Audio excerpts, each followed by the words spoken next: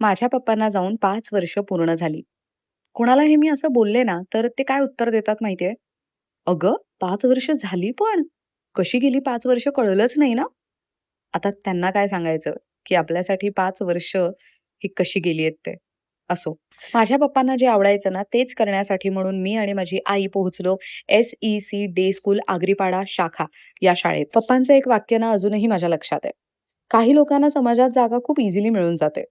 काहींना खूप मोठ्या प्रमाणात करियर अचीव्ह करता येतं.